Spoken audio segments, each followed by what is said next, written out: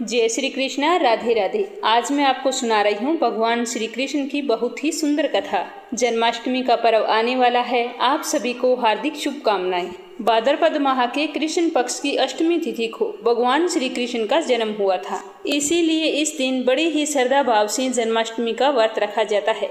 मान्यता के अनुसार जो व्यक्ति जन्माष्टमी के व्रत को करता है वह ऐश्वर्य और मुक्ति को प्राप्त करता है। आयु, कीर्ति, यश, लाभ, पुत्र व पौत्र को प्राप्त करके इस जन्म में सभी प्रकार के सुखों को भोग कर अंत में मोक्ष को प्राप्त करता है। जो मनुष्य भाद्रपद मास में भगवान श्री कृष्ण की कथा को सुनते हैं उनके समस्त पाप नष्ट हो जाते हैं। तो आज एक ऐसी ही कथा मैं आपके सामने प्रस्तुत कर रही हूँ और ज़्यादा से ज़्यादा शेयर भी करना। एक बार की बात है कि यशोदा मैया प्रभु श्री कृष्ण के उल्हानों से तंग आ गई और छड़ी लेकर श्री कृष्ण जी की ओर दौड़ी। जब प्रभु श्री कृष्ण ने अपनी मैया को इतनी क्रोधित अवस्था में देखा तो वो अपना बचाव करने के लिए भागने लगे। आगे आगे कान्हा और पीछे पीछे यशोदा मैया। यह एक बहुत ही अद्भुत नज़ारा था। श्री कृष्ण कन्हैया भागते भागते कुम्हार के घर पहुँचे।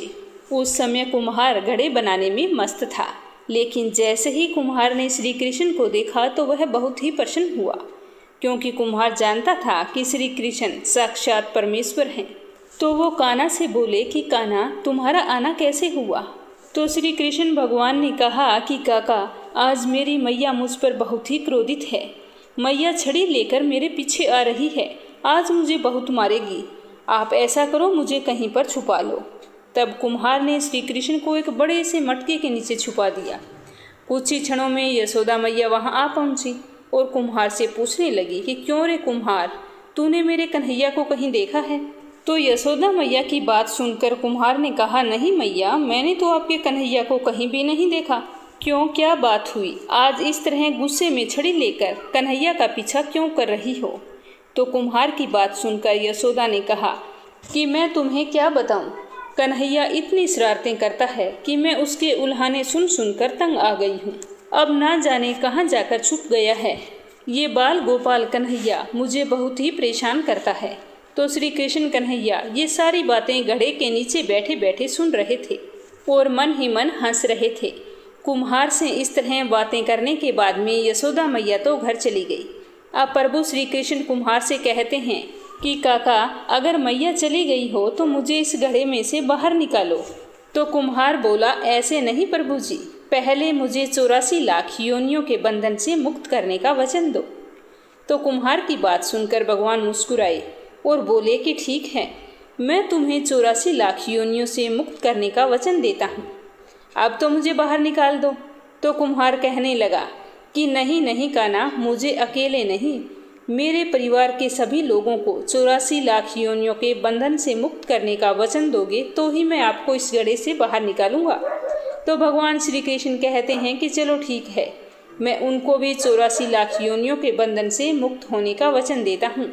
आप तो मुझे घड़े से बाहर निकाल दो। तो कृष्ण कन्हैया की बात सुनकर कुम्हार कहने लगा कि बस प्रभु जी, एक विनती और है, उसे भी पूरा करने का वचन दे दो तो मैं आपको घड़े से बाहर निकाल सकता हूँ। तो भगवान बोले कि अब क्या बचा है वो भी मुझे बता दो। क्या कहना चाहते हो, जल्दी बताओ, मेरी मैया मेरे लिए परेशान हो रही होगी।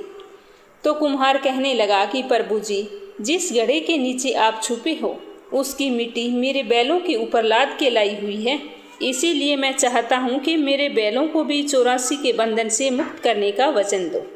तो भगवान ने कुम्हार के प्रेम पर प्रसन्न होकर उनके बैलों को भी 84 के बंधन से मुक्त होने का वचन दे दिया। प्रभु बोले कि अब तो तुम्हारी सारी इच्छा पूरी हो गई, अब तो मुझे घड़े से बाहर निकाल दो। तो कुम्हार कहता है, नहीं नहीं भगवान, बस एक अंतिम इच्छा है, उसे भी पूरा कर दो, फिर मैं तुम्हें घड़े से बाहर निकालूंगा। और वो ये है कि जो भी प्राणी हम दोनों के बीच हुए इस संवाद को सुनेगा, आप उसे 84 लाख योनियों के बंधन से मुक्त कर देंगे। बस यह वचन दे दो तो मैं आपको घड़े से बाहर निकाल दूंगा। तो कुम्हार की प्रेम भरी बातों को सुनकर प्रभु श्री कृष्ण बहुत ही खुश हुए और कुम्हार की सारी इच्छाओं को पूरा करने का वचन दिया। तो कुम्हार ने कृष्ण कन्हैया को घड़े से बाहर निकाल दिया और उनके चरणों में साष्टांग प्रणाम किया। प्रभु जी के चरण धोए और चरणामृत पिया। फिर अपनी पूरी झोंपड़ी में चरणामृत का छिड़काव किया और प्रभु जी के गले लगकर इतना रोए कि प्रभु में ही विलीन हो गए। लेकिन इस कथा को सुनकर जरा सोचिए कि जो बाल श्री कृष्ण 7 कोस लंबे चौड़े गोवर्धन पर्वत को अपनी अंगुली पर उठा सकते हैं, तो क्या वो एक घड़ा नहीं उठा सकते थे?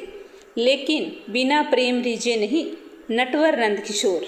क्योंकि कोई कितने भी यज्ञ करे, अनुष्ठान करे, कितना भी दान करे, कितनी भी भक्ति करे, लेकिन जब तक मन में सच्ची श्रद्धा ना हो, प्राणी मात्र के लिए प्रेम ना हो, तो उसे प्रभु भगवान श्री कृष्ण कभी नहीं मिल सकते। दूसरी कहानी सुनेंगे भगवान श्री कृष्ण और अर्जुन की। महाभारत का युद्ध का जब समापन हुआ तो अर्जुन को भी वहम हो गया कि श्री कृष्ण का परम भक्त मुझसे बड़ा कोई नहीं हो सकता। अर्जुन सोचते रहे कि मैं इनका परम भक्त हूँ, तभी तो इन्होंने मेरा रथ चलाया, मेरे साथ रहे, इसीलिए मैं भगवान का सर्वश्रेष्ठ भक्त हूँ। अर्जुन को क्या पता कि वो केवल भगवान के धर्म की स्थापना का जरिया था। तो भगवान श्री कृष्ण ने उसका वहम तोड़ने के लिए उसे एक परीक्षा का गवाह बनाने के लिए अपने साथ लिया और चल पड़े। श्री कृष्ण और अर्जुन ने जोगियों का वेश बनाया और वन में से एक शेर को पकड़ लिया और वहां से चल पड़े। चलते चलते दोनों भगवान विष्णु के परम भक्त राजा मोरध्वज के द्वार पर पहुंच गए। राजा मोरध्वज बहुत ही दानी और आवभगत वाला इंसान था। वे अपने घर पर आए हुए किसी को भी खाली हाथ और बिना भोजन के नहीं जाने देते थे, ये उनका नियम था। तो ये दोनों योगी के भेष में साथ में शेर को लेकर राजा मोरध्वज के द्वार पर पहुंच गए। जब राजा मोरध्वज को उनके आने की खबर मिली तो नंगे पांव दौड़कर द्वार पर गई और भगवान के तेज से नमस्तक हो आतिथ्य स्वीकार करने के लिए कहा। तो भगवान श्री कृष्ण ने मोरध्वज से कहा कि हम मेजबानी तब ही स्वीकार करेंगे जब आप हमारी शर्त मानेंगे। तो राजा मोरध्वज ने बड़े जोश से कहा कि आप जो भी कहेंगे मैं करने के लिए तैयार हूं। तो भगवान श्री कृष्ण ने कहा कि हम तो ब्राह्मण हैं, कुछ भी खिला देना, पर ये जो हमारे साथ शेर है नरबक्षी है। अगर तुम अपने इकलौते बेटे को अपने हाथों से मारकर इसे खिला सको तो ही हम तुम्हारा आतिथ्य स्वीकार करेंगे। तो भगवान श्री कृष्ण की शर्त सुनकर मोरध्वज के तो होश उड़ गए। फिर भी राजा अपना आतिथ्य धर्म नहीं छोड़ना चाहता था। उसने कहा कि प्रभु, मुझे आपकी शर्त मंजूर है, लेकिन मैं एक बार अपनी पत्नी से पूछना चाहता हूँ। तो भगवान श्री कृष्ण से आज्ञा पाकर राजा महल में गया। तो राजा का उतरा हुआ मुंह देखकर राजा की पतिव्रता नारी ने पूछा कि आप इतने उदास क्यों हैं? तो राजा ने सारा हाल बता दिया। तो सुनते ही रानी की आंखों से आंसू बह चले। फिर भी वो अभिमान से राजा से बोली कि मैं आपकी आन पर अपने सैकड़ों पुत्र कुर्बान कर सकती हूँ, आप इन योगियों को आदर पूर्वक अंदर ले आइए। अर्जुन ने भगवान से पूछा कि माधव, ये क्या माजरा है, आपने ये क्या मांग लिया? श्री कृष्ण भगवान बोले कि अर्जुन, तुम चुपचाप देखते रहो और चुप रहो। राजा तीनों को अंदर ले गए और भोजन की तैयारी शुरू कर दी। भगवान को 56 भोग परोसा गया, परंतु अर्जुन के तो गले से नहीं उतर रहा था। राजा ने स्वयं जाकर अपने पुत्र को तैयार किया। पुत्र 3 साल का था, नाम था रतन कंवर। वो भी माता पिता का भगत था। उसने भी हंसते हंसते अपने प्राण त्याग दिए, परंतु उफ तक ना की। राजा रानी अपने हाथों में आरी लेकर अपने पुत्र के 2 टुकड़े किए और शेर को परोस दिया। भगवान ने भोजन ग्रहण किया। जब रानी ने पुत्र का आधा शरीर देखा तो वो अपने आंसू को रोक नहीं पाई। तो भगवान इस बात पर गुस्सा हो गए और कहा कि लड़के का एक फाड़ कैसे बच गया, और वहां से नाराज होकर जाने लगे। तो राजा रानी ने रोकने की बहुत ही मिन्नतें की।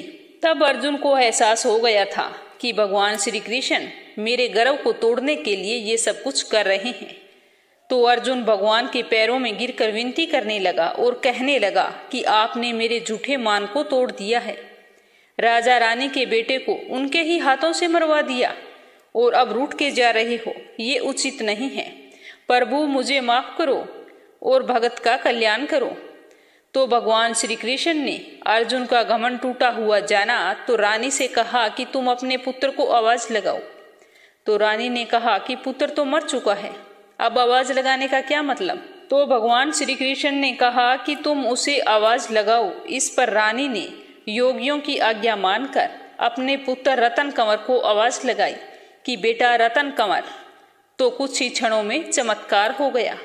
जो मृत रतन कंवर का शरीर शेर ने खाया था, वही रतन कंवर हंसते हुए वहां आया और अपनी मां से लिपट गया। भगवान ने मोर ध्वज और रानी को अपने विराट स्वरूप का दर्शन कराया। पूरे दरबार में वासुदेव कृष्ण के जयकारे गूंजने लगे।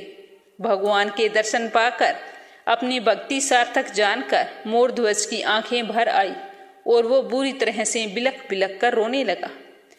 तो भगवान ने कहा कि वरदान मांग, तुम्हें क्या चाहिए। तो राजा और रानी ने हाथ जोड़कर कहा कि भगवान, हमें तो एक ही वरदान दे दो कि जैसी परीक्षा आपने हमारी ली है, ऐसी कठोर तपस्या और किसी की ना लेना जैसी आपने हमारी ली है। तो भगवान श्री कृष्ण ने मुस्कुराते हुए कहा तथास्तु, और कहकर भगवान श्री कृष्ण ने उसके पूरे परिवार को आशीर्वाद दिया और कहा कि तुम दोनों इस लोक में समस्त सुखों को भोग कर अंत में वैकुंठ लोक को प्राप्त होगे।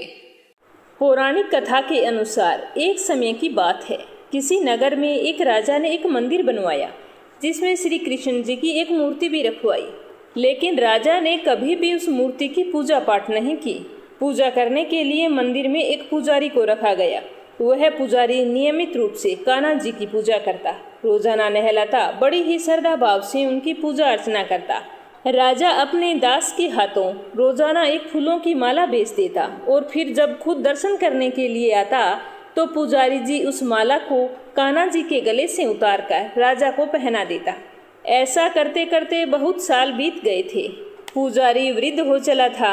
एक दिन की बात है कि राजा ने अपने सेवक के हाथों माला तो पहुंचा दी और साथ में ये भी कहला दिया कि वहां पर जाकर पुजारी जी को बोल देना कि आज मैं मंदिर नहीं आ पाऊंगा, पुजारी जी मेरा इंतजार ना करें।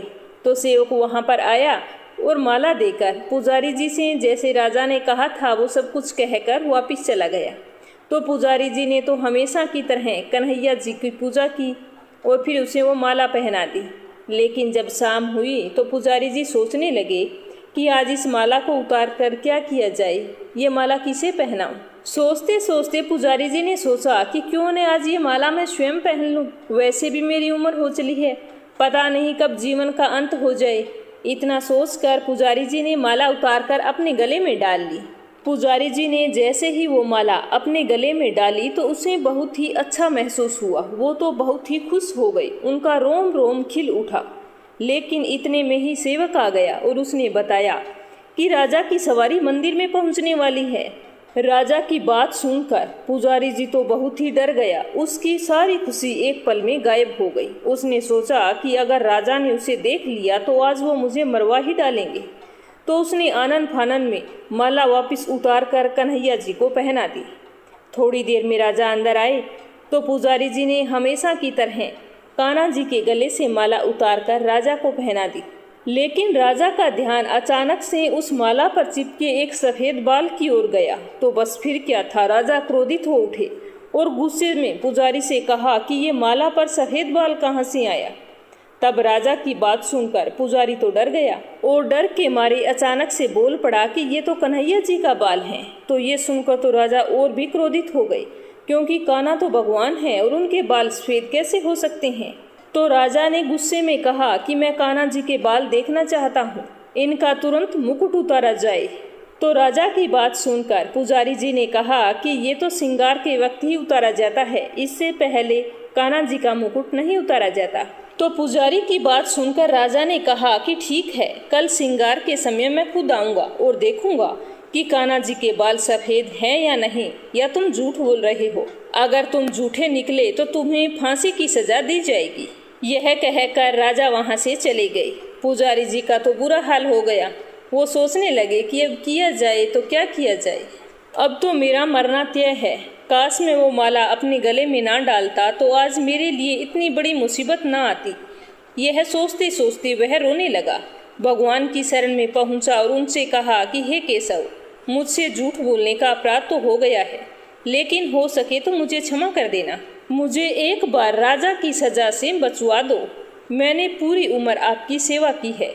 मैं इसके अलावा आपसे कुछ भी नहीं मांगता हूँ।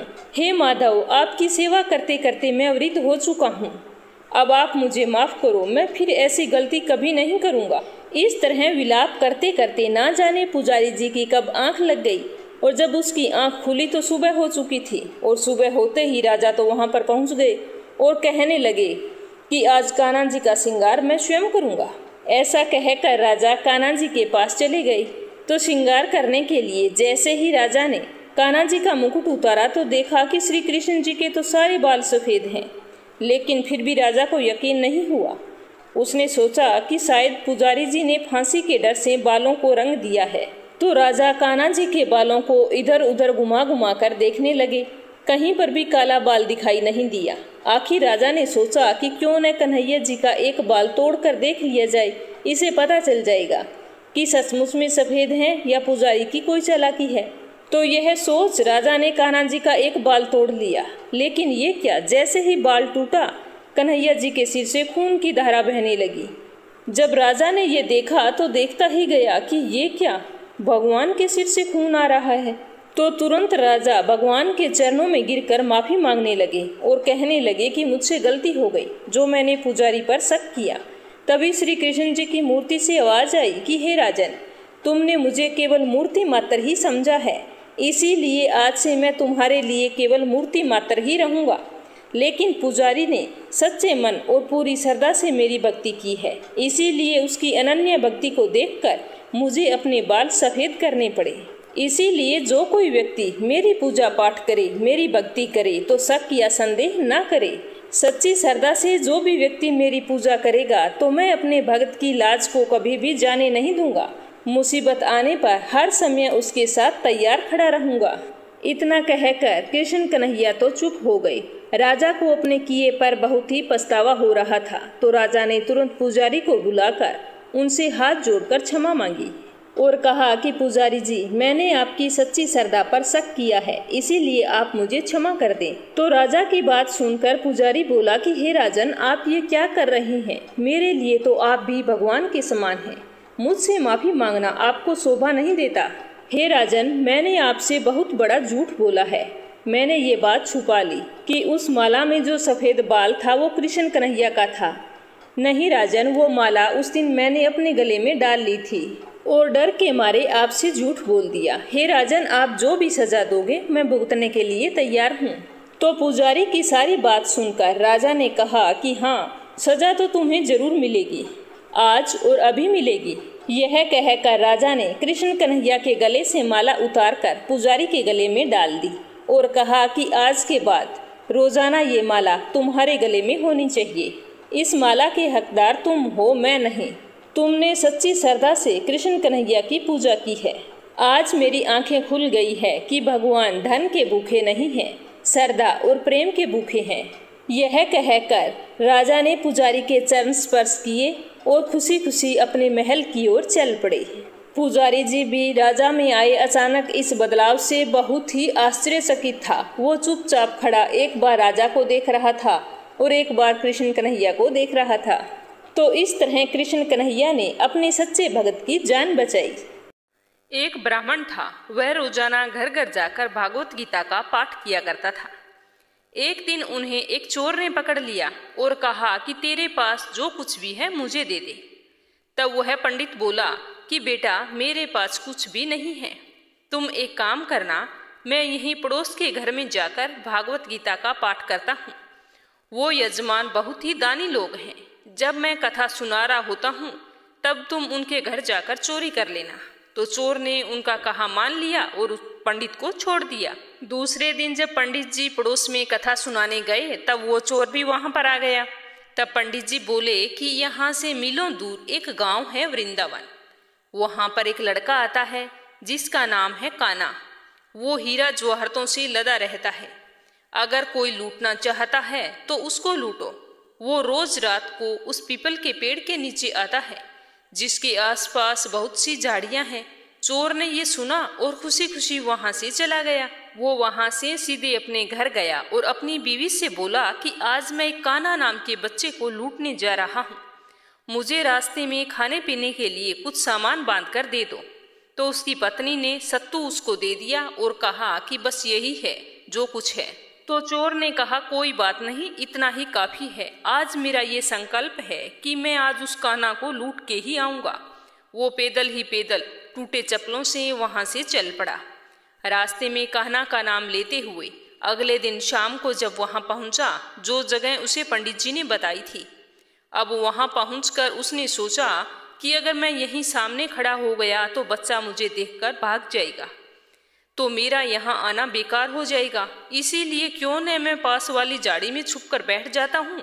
जैसे ही वो बच्चा आएगा तो उसे लूट लूंगा। ये सोचकर वो जैसे ही झाड़ी में घुसा तो झाड़ियों के कांटे उसके चुभने लगे। उस समय उसके मुंह से एक ही आवाज आई, कान्हा कान्हा।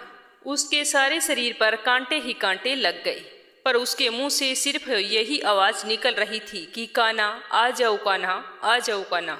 तो अपने भक्त की ऐसी दशा देखकर कान्हा जी चल पड़े। तभी रुक्मिणी जी बोली कि प्रभु आप कहाँ जा रहे हो, वो आपको लूट लेगा। तो प्रभु बोले कि कोई बात नहीं, मैं अपने ऐसे भक्तों के लिए लूट जाना तो क्या, मिट जाना भी पसंद करता हूँ। ठाकुर जी ने बच्चे का रूप धारण किया और आधी रात को वहां आ गए। और वो जैसे ही पेड़ के पास पहुंचे, चोर एकदम से बाहर आ गया और उन्हें पकड़कर बोला कि ओ कान्हा, तूने मुझे बहुत दुखी किया है। अब ये चाकू देख रहा है ना, अब चुपचाप सारे गहने मुझे दे दे, वरना मैं तुम्हें मार दूंगा। तो कान्हा जी ने हंसते हुए सारे गहने उसे दे दिए। चोर हंसी खुशी अगले दिन अपने गांव वापस पहुंच गया। सबसे पहले उस जगह गया जहां पर पंडित जी कथा सुना रहे थे। जितने भी गहने वो चोरी करके लाया था, उनका आधा हिस्सा पंडित जी के चरणों में रख दिया। जब पंडित जी ने पूछा कि ये क्या है, तब उसने कहा कि आपने ही मुझे उस कान्हा का पता दिया था, मैं उसी को लूट के आया हूँ और ये आपका आधा हिस्सा है। तो पंडित जी ने सुना तो यकीन नहीं हुआ और बोले कि मैं इतने सालों से पंडिताई कर रहा हूँ, वो मुझे आज तक नहीं मिला और तुझ जैसे पापी को कहना कहाँ से मिल सकता है। तो चोर ने कहा कि मैं सच बोल रहा हूँ। चोर के बार बार यही बात कहने पर पंडित जी बोले कि चल मैं भी चलता हूँ तेरे साथ वहाँ पर, मुझे भी दिखा कान्हा कैसा दिखता है। और वो दोनों वहाँ से चल दिए। चोर ने पंडित जी को कहा कि आओ मेरे साथ, यहाँ पर छुप कर बैठ जाओ। दोनों का शरीर फिर कांटों से लूलूहान हो गया और बस मुंह से एक ही आवाज निकली कि कान्हा कान्हा आ जाओ। ठीक मध्य रात्रि कान्हा जी बच्चे के रूप में वहां आए तो दोनों झाड़ियों से निकलकर बाहर आ गए। पंडित जी की आंखों में आंसू थे, वो फूट फूट कर रोने लग गए। चोर के चरणों में गिर पड़े और बोले कि हम जिसे आज तक देखने के लिए तरसते रहे, जो आज तक लोगों को लूटता आया है, तुमने आज उसे ही लूट लिया। तुम धन्य हो, आज तुम्हारी वजह से मुझे कान्हा के दर्शन हुए हैं, तुम धन्य हो। इसीलिए कहा जाता है कि जो सच्चे दिल से कृष्ण कन्हैया को पुकारता है तो वो भागे भागे चले आते हैं। तो प्रेम से कहिए श्री राधे राधे, मेरो तो गिरिधर गोपाल दूसरो ना कोई। भगवान श्री कृष्ण के बाल रूप और शिव जी की पौराणिक कथा। क्या हुआ था जब भगवान भोलेनाथ पृथ्वी पर कृष्ण जी के दर्शन के लिए आए थे। जब भगवान श्री कृष्ण ने पृथ्वी पर अवतार लिया, उस समय भगवान भोलेनाथ समाधि में लीन थे। लेकिन जब बाद में उन्हें पता चला कि विष्णु भगवान ने कृष्ण जी के रूप में पृथ्वी पर अवतार लिया है, तो उनके मन में उनसे मिलने की मनसा जागृत हुई। महादेव शिव शंभु को श्री श्याम सुंदर के बाल रूप के दर्शन करने की बहुत ही इच्छा हो गई और वे एक योगी का भेष बनाकर मैया यशोदा के द्वार पर गोकुल में नंद भवन के बाहर पहुंचकर आवाज लगाने लगे। आवाज कुछ इस तरह से लगाई, अलख निरंजन, अलख निरंजन, कहाँ हो प्रभु। यह कहकर भगवान शिव गाने लगते हैं कि एक योगी आयो रे तेरे द्वार, दिखा दे मुख लाल का, ओ मैया दिखा दे मुख लाल का, तेरे पालने में पालनहार, दिखा दे मुख लाल का, ओ मैया दिखा दे मुख लाल का। लिए अखियों में प्यास, योगी करे अरदास, ओ मैया दिखा दे मुख लाल का। मैया ऐसो संजोग ना टाल, दिखा दे मुख लाल का, ओ मैया दिखा दे मुख लाल का, तेरे भरे रहेंगे भंडार, दिखा दे मुख लाल का, ओ मैया दिखा दे मुख लाल का। मैया यशोदा उस समय श्री श्याम सुंदर जी को नहला धुलाकर उनका श्रृंगार करने में व्यस्त थी और बाहर खड़े योगी की आवाज को सुन नहीं पाई। योगी भेषधारी शिव भोले ने फिर से आवाज लगाई, लेकिन फिर भी अंदर से कोई जवाब नहीं आया। तभी वहां से एक वृक्ष की वृद्धा गोपी गुजर रही थी। उसने उस योगी को प्रतीक्षा करते हुए देखा तो उनके पास गई और पूछने लगे कि बाबा आप किसे बुला रहे हो। तो गोपी की बात सुनकर योगी का भेष धारे भोलेनाथ ने कहा कि गृह स्वामिनी को पुकार रहा हूँ माई। तो गोपी ने कहा कि किस लिए पुकार रहे हो, क्या आपको भिक्षा चाहिए? तो योगी ने कहा हाँ माई। तो गोपी ने कहा कि यहाँ पर तो कोई दिखाई नहीं दे रहा, चलो तुम मेरे घर चलो, वहाँ पर तुम्हें भिक्षा मिल जाएगी, मैं तुम्हें भिक्षा दूंगी। तो योगी बोला कि तुम माई? तो गोपी ने कहा हाँ मैं दूंगी, क्यों? अन्न धन वस्त्र जो तुम मांगोगे मैं वही दूंगी। तो योगी ने कहा नहीं माई, मेरा भी एक नियम है कि मैं एक दिन में एक ही द्वार पर जाकर अलख जगाता हूँ, और यदि उस द्वार से कुछ मिल जाए तो अच्छा है, अन्यथा मैं उस दिन किसी दूसरे के द्वार पर नहीं जाता हूँ। तो बाबा की यह बात सुनकर गोपी को बहुत चिंता हुई। उसने कहा कि हे भगवान, तो फिर तो भूखे ही रहोगे? तो योगी ने कहा कि हाँ माई, भूखा ही रहूँगा, जैसी प्रभु की इच्छा है वैसा ही होगा। तो गोपी ने कहा कि नहीं नहीं बाबा, हमारे गांव से कोई भी साधु भूखा चला जाए तो यह सारे गोकुल के लिए लज्जा की बात होती है। बाबा तुम यहीं पर ठहरो, मैं अंदर जाकर देखती हूँ कि यशोदा रानी कहाँ है। ऐसा कहकर वह वृद्धा गोपीनंद भवन के अंदर गई। अंदर जाकर देखती है कि मैया यशोदा तो श्याम सुंदर का श्रृंगार कर रही थी और साथ ही उन्हें लोरी गाकर सुला रही थी। और इधर बाहर खड़े योगी वेशधारी भगवान शंकर ने मन ही मन कहा कि प्रभु दर्शन किए बगैर तो मैं आज नहीं जाऊंगा। तो गोपी ने अंदर जाकर मैया यशोदा से कहा कि ओ यशोदा रानी, क्या कर रही हो? देखो बाहर कोई बाबा आया है भिक्षा के लिए। तो गोपी की आवाज़ सुनकर मैया यशोदा ने कहा कि आओ काकी, क्या बात है? तो गोपी बोली कि यशोदा रानी, तेरे द्वार पर एक योगी कब से भिक्षा के लिए खड़ा है, तूने उसकी आवाज़ नहीं सुनी? तो यशोदा मैया बोली नहीं, मैंने तो नहीं सुनी, मैं तो मेरे बाल गोपाल को सुला रही हूँ। तो गोपी बोली कि जल्दी करो, जल्दी से उसको भिक्षा दे दो, मुझे तो लगता है वह बहुत ही बड़ा महात्मा है, लल्ला को बाद में सुला देना। तो मैया यशोदा बोली कि अच्छा ये बात है, तुम्हें कैसे पता कि ये बहुत बड़ा महात्मा है? तो गोपी ने कहा कि ऐसा योगी मैंने कभी नहीं देखा, उसके मुख पर तो आंख टिकती ही नहीं है। तो यह सुनकर यशोदा मैया बोली कि वो क्यों?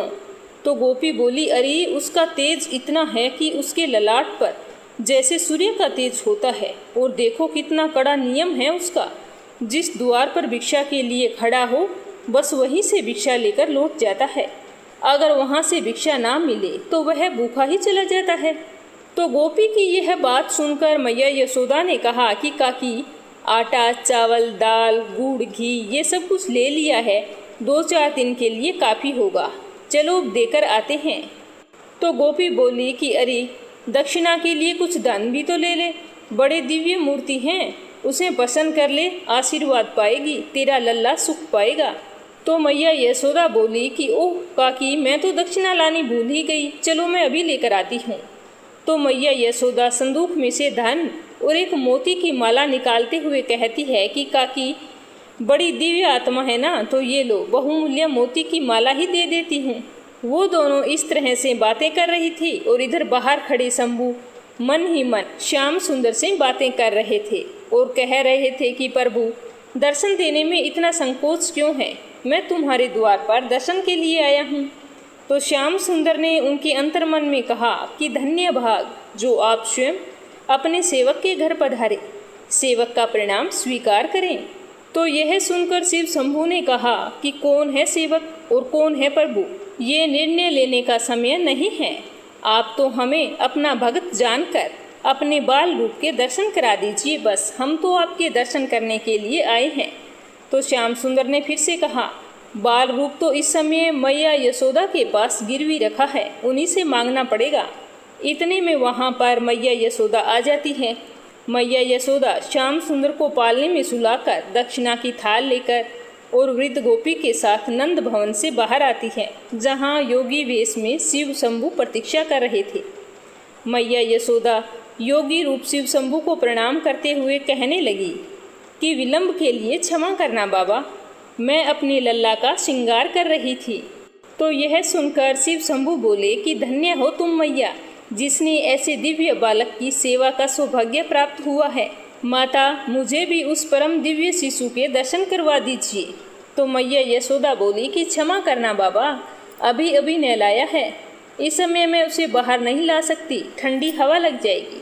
तो शिव शंभू बोले कि मैया, हवाओं का चलना ना चलना जिसके संकल्प मात्र पर निर्भर है, उसके लिए व्यर्थ की शंका मत करो, उसे एक बार मेरे पास लेकर आओ। मैं उसके दर्शन की लालसा से ही तेरे द्वार पर आया हूँ। तो मैया यशोदा बोली कि नहीं योगी बाबा, मैं उसे बाहर नहीं ला सकती, आप ये भिक्षा ग्रहण कीजिए और मुझे क्षमा कीजिए। योगी बेशधारी शिव शंभू भिक्षा की उस थाल को देखकर इस प्रकार मैया यशोदा से कहने लगे कि मैया, ये मोती मानक धन मेरे लिए पत्थर के टुकड़े हैं, मेरे किस काम के, मुझे इनका लोभ नहीं है। चाहो तो ऐसे हीरे मोती माणक मुझसे ले लो, पर मुझे तेरे लल्ला के दर्शन करवा दो, हमारे लिए तो वही भिक्षा है। फिर योगी वेशधारी भगवान शंकर ने अपने कमंडल से हीरे मोती निकालकर मैया यशोदा की भिक्षा की थाल में रख दिए, जिसे देखकर मैया यशोदा आश्चर्यचकित होकर चिंतित होकर उस वृद्ध गोपी से कहने लगी कि काकी, ये कोई असली साधु नहीं है, ये तो मायावी है। तो गोपी तो चुपचाप खड़ी थी, यशोदा मैया का करुण चेहरा देख रही थी। तो बाद में मैया यशोदा अपने आंखों में आंसू भरकर योगी बेशधारी शिव शंभू से कहने लगी कि देखो योगी बाबा, तुम जैसे कई मायावी इससे पहले भी आ चुके हैं, इस प्रकार की चिकनी चुपड़ी बातें करते हैं।